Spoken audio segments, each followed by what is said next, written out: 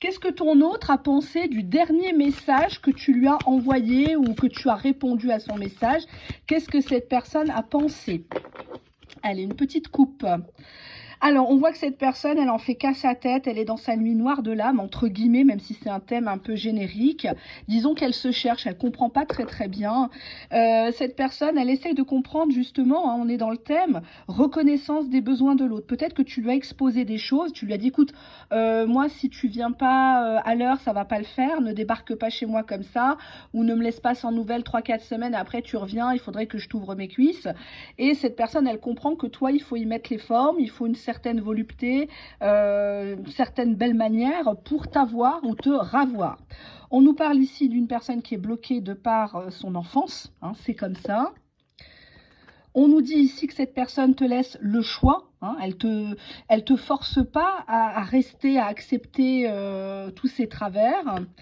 Cette personne, elle te fait confiance, elle te demande d'avoir confiance en lui, en elle, par rapport à cette étape assez compliquée que vous vivez ensemble, hein, parce qu'une relation, c'est deux personnes.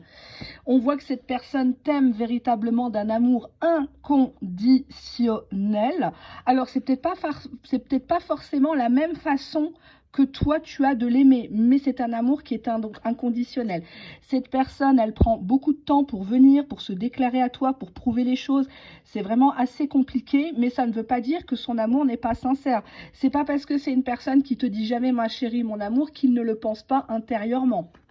On nous parle ici d'une personne qui a pris la fuite ou qui a pris l'habitude de se barrer dès que tu commences à lui tirer les verres du nez, hein. Cette personne fait le dos rond, fait l'amnésique bizarrement.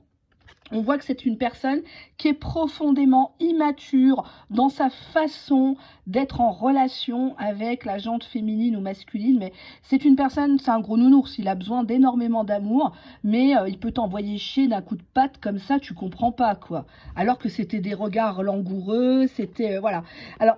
On a les médisances, donc c'est quelqu'un qui contrôle pas sa bouche, c'est une personne qui est capable de certaines grossièretés, c'est une personne qui a un mal-être, hein, tout simplement, qui a besoin de déverser un peu sa colère, et c'est toi qui as souvent ramassé, ou alors il t'accusait de calomnie le concernant. On te dit qu'il y a une prise de contact imminente, donc cette personne, elle est sur le point de t'écrire ou de liker une de tes photos, prétextant tout et n'importe quoi, pour se rabibocher avec toi, ou en tout cas maintenir le lien virtuel. Cette personne, elle a peur de l'avenir. Elle t'a déjà dit. Elle t'a déjà dit qu'elle ne sait pas de quoi demain sera fait, que pour l'instant, vous êtes en contact, mais qu'elle ne peut pas te promettre monts et merveilles. Elle a besoin de temps. Encore une fois, elle sait